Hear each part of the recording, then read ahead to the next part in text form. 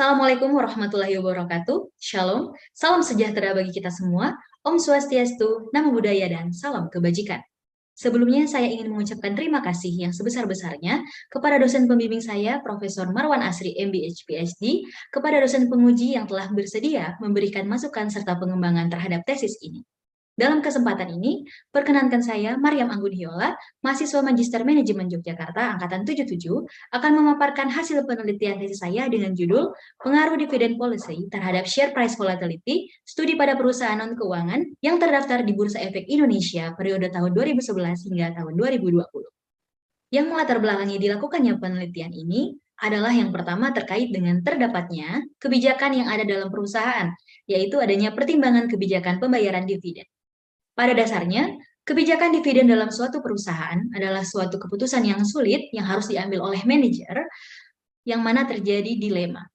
Pada satu sisi, pembagian dividen akan memenuhi harapan para pemegang saham, dan di sisi lain, perusahaan perlu menahan laba perusahaan sebagai investasi kegiatan operasional perusahaan di masa mendatang. Umumnya, informasi yang berkaitan dengan pembagian dividen itu berpengaruh pada perilaku harga saham yang ada di bursa, di mana disebabkan oleh reaksi pemegang saham yang mengharapkan keuntungan sehingga mempengaruhi peningkatan dan penurunan harga saham yang terjadi secara fluktuatif atau disebut dengan volatilitas harga saham. Perubahan secara cepat harga saham atau volatil dapat dikatakan memberikan risiko yang cukup tinggi dikarenakan memiliki prospek saham yang sulit diprediksikan. Maka dari itu, para pemegang saham diharuskan untuk memperhatikan berbagai indikator yang dapat memberikan pengaruh pada pembagian dividen dan berdampak pula pada perubahan harga saham. Selain dividen policy, dalam penelitian ini terdapat faktor-faktor lain yang dapat mempengaruhi adanya share price volatility. Faktor tersebut digunakan untuk mengontrol hubungan variabel yang digunakan dan mencegah adanya hasil perhitungan bias. Faktor-faktor lain tersebut antara lain adalah firm size, leverage, dan growth. Dari beberapa penelitian yang telah dilakukan sebelumnya, ada yang berpendapat bahwa semakin tingginya rasio pembayaran dividen, maka akan berdampak pada semakin tidak stabilnya suatu harga saham. Dan di sisi lain, terdapat juga penelitian yang menunjukkan bahwa semakin besar pembayaran dividen berdampak pada rendahnya volatilitas harga saham. Selanjutnya, rumusan masalah. Seperti yang saya katakan sebelumnya, bahwa terdapat adanya inkonsistensi hasil dari berbagai penelitian terdahulu, dan adanya keterkaitan antara dividend policy dan share price volatility telah menjadi perdebatan di dunia keuangan perusahaan. Keputusan akan pembagian dividen memberikan informasi bagi pasar dan para pemegang saham, sehingga akan berdampak pada volatilitas harga saham. Jadi, berdasarkan adanya perbedaan hasil dari penelitian sebelumnya, menjadi latar belakang keputusan saya tertarik untuk melakukan penelitian tesis ini.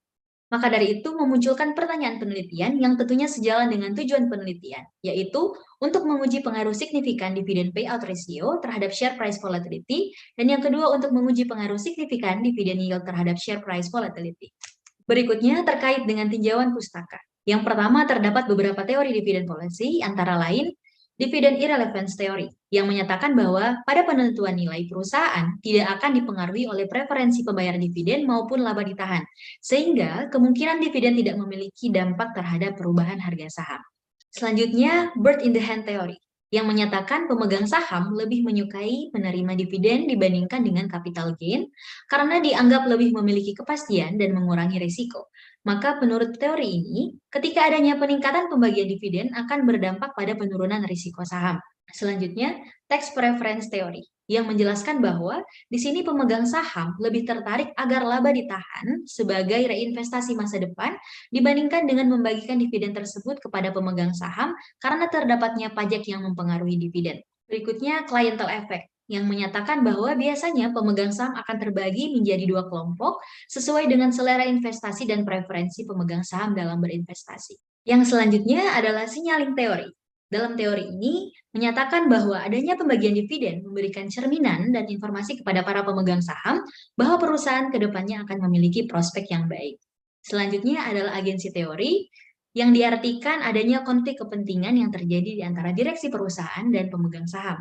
Dalam teori ini, pemegang saham akan mengharapkan adanya pembagian dividen yang tinggi, dan dengan adanya keputusan tersebut, akan lebih memiliki peluang untuk mengurangi konflik yang terjadi. Berikutnya adalah teori asimetri informasi, yakni berkaitan dengan terdapatnya ketidakseimbangan informasi yang diperoleh manajemen dan pemegang saham dan akan menyebabkan adanya masalah keagenan. Dengan adanya kebijakan pembayaran dividen, akan mencerminkan terdapatnya komitmen manajemen perusahaan dalam memaksimalkan kekayaan pemegang saham. Selanjutnya adalah share price volatility, yang mana merupakan sebuah indikator dalam menunjukkan tingkat perubahan suatu harga sekuritas antar periode yang akan mendefinisikan peramalan risiko. Pemegang saham biasanya akan lebih menyukai investasi dengan risiko yang rendah. Selanjutnya, dividen payout ratio, yang merupakan perbandingan antara nilai dividen per lembar saham dengan total laba bersih. Dividen dianggap lebih memiliki kepastian bagi para pemegang saham, sehingga para pemegang saham akan lebih menginginkan DPR yang tinggi karena mencerminkan perusahaan tersebut dapat dikatakan mapan. Terakhir ada dividen yield, yang merupakan presentasi dividen terhadap suatu harga saham perusahaan. Dengan melihat rasio dividen yield, pemegang saham perusahaan dapat melihat besarnya return atau keuntungan yang akan diperoleh. Selanjutnya adalah pengembangan hipotesis. Yang pertama, pengaruh dividen payout ratio terhadap share price volatility. Dividen payout ratio merupakan presentasi dari laba bersih yang digunakan perusahaan untuk pembayaran dividen. Hal ini sejalan dengan signaling teori, yaitu ketika perusahaan memperoleh laba yang besar, akan diikuti dengan pembayaran dividen yang tinggi. Ketika perusahaan membagikan dividen dengan jumlah yang tinggi, tentunya akan memberikan cerminan kepada para pemegang saham bahwa perusahaan memiliki prospek yang baik. Berdasarkan hal tersebut, perusahaan akan dilihat lebih memiliki risiko yang rendah atau berdampak pada turunnya share price volatility. Jadi, semakin tinggi dividen payout ratio, maka semakin rendah share price volatility.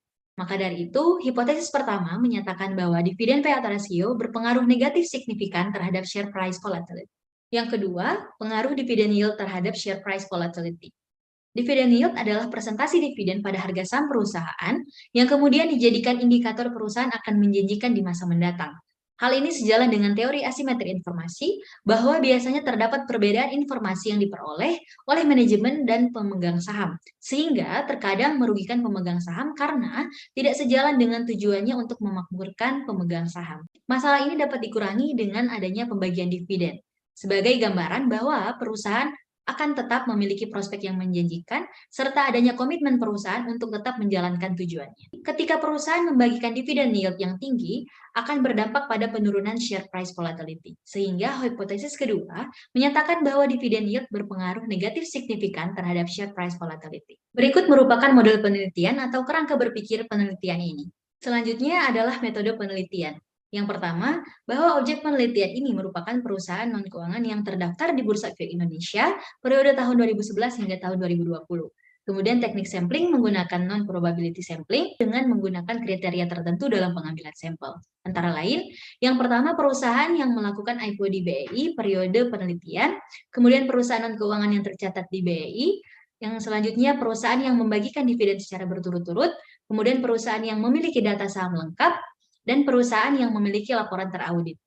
Berdasarkan kriteria tersebut, diperoleh sebanyak 63 perusahaan dengan jumlah sampel data observasi sebanyak 630 data penelitian. Terkait dengan pengumpulan data, penelitian ini menggunakan data sekunder yang diperoleh dari annual report perusahaan non-keuangan yang terdaftar di Bursa Efek Indonesia. Selanjutnya, data diperoleh melalui website BI atau idx.co.id dan Thomson Reuters FEB UGM.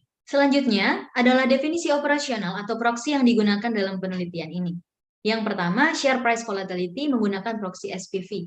Dalam melakukan perhitungan, dapat menggunakan daftar harga saham setiap saham dengan melihat harga tertinggi dan terendah periode bulanan selama setahun sesuai dengan periode penelitian. Yang kedua, proxy dari dividen policy adalah dividen payout ratio atau DPR dengan membandingkan total dividen perusahaan dengan laba bersih perusahaan. Yang ketiga, dividen yield yang diperoleh dari perbandingan dividen per lembar dengan harga saham perusahaan. Berkaitan dengan variabel kontrol, yang pertama adalah firm size yang menyatakan bahwa semakin besar ukuran perusahaan akan berbanding lurus dengan pendapatan perusahaan. Di sini firm size menggunakan proxy ln total aset perusahaan. Yang kedua, leverage atau besarnya utang perusahaan yang digunakan pada struktur modal untuk membayar setiap kegiatan operasional perusahaan. Dalam hal ini, leverage menggunakan proksi perbandingan antara debt dan equity. Yang terakhir, growth atau pertumbuhan perusahaan. Growth dihitung dengan besarnya kenaikan atau penurunan aset perusahaan yang dibagi dengan pertumbuhan aset pada periode tahun sebelumnya. Selanjutnya adalah metode analisis data. Yang pertama, uji normalitas yang bertujuan untuk mengetahui apakah variabel yang digunakan berdistribusi secara normal dan dapat menggunakan uji Kolmogorov-Smirnov. Yang selanjutnya, uji heteroskedastisitas yang menggunakan uji Gleiser. Uji ini bertujuan untuk menyelidiki apakah model regresi terjadi adanya ketidaksamaan varians. Dan yang terakhir ada uji multikoliniaritas yang menjelaskan kemungkinan adanya hubungan antar variabel yang digunakan. Dan uji ini melihat nilai VIF dan nilai toleransi. Terdapat gambar model regresi yang digunakan dalam regresi linear berganda. Selanjutnya, terdapat uji hipotesis. Yang pertama, uji F atau melihat kelayakan model regresi yang dilihat apakah nilai signifikan kurang dari taraf signifikansi 5%. Yang kedua, uji T untuk memahami apakah variabel independen berpengaruh signifikan terhadap variabel dependen. Terakhir, uji R-square untuk melihat sejauh mana kemampuan model penelitian menjelaskan variasi variabel dependen. Selanjutnya adalah hasil dan pembahasan. Dari uji normalitas diperoleh hasil bahwa nilai SIG lebih tinggi dibandingkan dengan taraf signifikansi 5%, yaitu 0,165. Dengan hasil tersebut, diartikan bahwa variabel yang digunakan berdistribusi secara normal. Berdasarkan uji heteroskedastisitas, diperoleh hasil bahwa setiap variabel memiliki nilai SIG yang lebih tinggi dibandingkan dengan taraf signifikansi 5%, dan dapat disimpulkan bahwa tidak terjadi adanya gejala heteroskedastisitas. Berdasarkan uji multikoliniaritas, setiap variabel dalam penelitian menunjukkan nilai VIF yang lebih kecil dari 10 dan nilai toleransi yang lebih tinggi dari 0,10. Berdasarkan hasil pengujian analisis regresi linear berganda dan hipotesis, terdapat model regresi yang telah diperoleh. Dalam hal ini, yang pertama adalah berkaitan dengan pengaruh dividen payout ratio terhadap share price volatility. Nilai DPR memiliki pengaruh negatif signifikan terhadap share price volatility. Hal tersebut bisa dilihat dari nilai koefisien sebesar minus 0,032 dan nilai SIG dari uji T senilai 0,045 yang bernilai lebih rendah dari 5%. Dapat dijelaskan bahwa semakin tinggi dividen payout ratio yang dibagikan oleh perusahaan akan berdampak pada penurunan share price volatility. Ini sejalan dengan teori signaling bahwa ketika perusahaan membayarkan dividen dengan jumlah yang tinggi, mencerminkan bahwa perusahaan memperoleh laba atau keuntungan yang tinggi. Sehingga dalam hal ini perusahaan akan terlihat lebih memiliki kestabilan dan berdampak pada menurunnya risiko. Dapat dikatakan bahwa dividen payout ratio berpengaruh negatif signifikan terhadap share price volatility, yang berarti hipotesis pertama diterima. Yang kedua adalah berkaitan dengan pengaruh dividen yield terhadap share price volatility. Dividen yield memiliki pengaruh negatif dan signifikan terhadap share price volatility. Hal ini ditunjukkan dengan nilai koefisien sebesar minus 0,008 dan nilai SIG dari uji tes senilai 0,031 yang lebih kecil dari 5%. Hasil negatif signifikan yang diperoleh berarti ketika perusahaan memberikan presentasi dividen yang cukup besar kepada para pemegang saham perusahaan, maka berdampak pada menurunnya volatilitas suatu harga saham. Dividen yield yang tinggi akan menggambarkan bahwa perusahaan sedang dalam kondisi atau situasi yang baik, kemudian tergolong stabil sehingga akan mengurangi adanya risiko ketidakpastian pemegang saham dan sejalan dengan penurunan tingkat share price volatility. Dapat dinyatakan bahwa dividen yield berpengaruh negatif signifikan terhadap share price volatility atau hipotesis kedua diterima, berkaitan dengan pengaruh variabel kontrol terhadap share price volatility. Berdasarkan hasil yang diperoleh, bahwa firm size berpengaruh negatif signifikan yang dapat dilihat dari nilai koefisiennya minus 0,01 dan nilai SIG di bawah 5%. Yang berarti semakin besar suatu ukuran perusahaan berdampak pada penurunan share price volatility. Di sisi lain, variabel kontrol leverage dan growth sama-sama memberikan hasil positif namun tidak signifikan terhadap share price volatility, yang mana ditunjukkan dengan nilai koefisien masing-masing bernilai 0,002 dan 0,0064 serta nilai SIG yang lebih tinggi dari 5%. Hasil yang diperoleh tersebut mengindikasikan bahwa firm size memiliki pengaruh negatif signifikan, sedangkan leverage dan growth tidak berpengaruh terhadap share price volatility. Maka dapat disimpulkan bahwa, yang pertama, dividen payout ratio mempunyai pengaruh negatif dan signifikan terhadap share price volatility. Yang kedua, dividen yield mempunyai pengaruh negatif dan signifikan terhadap share price volatility. Dan yang terakhir, variabel kontrol dalam penelitian ini, yaitu firm size, memiliki pengaruh yang negatif signifikan, namun beberapa variabel kontrol lainnya seperti leverage dan growth tidak memiliki pengaruh signifikan terhadap share price volatility. Terdapat beberapa rekomendasi. Yang pertama, untuk penelitian selanjutnya, Akan lebih efektif jika terdapat penambahan variabel lain, menambahkan sampel atau waktu penelitian, serta dapat menggunakan metode penelitian lain, baik intervening ataupun moderasi. Dan untuk perusahaan, dapat mempertimbangkan faktor-faktor yang dapat mempengaruhi volatilitas suatu harga saham perusahaan, dan untuk investor, agar tetap melakukan pertimbangan yang matang, serta melakukan analisis terhadap perusahaan yang ingin diinvestasikan, agar dapat mengurangi risiko yang biasanya diperoleh dalam berinvestasi. Sekian pemaparan hasil penelitian tesis saya.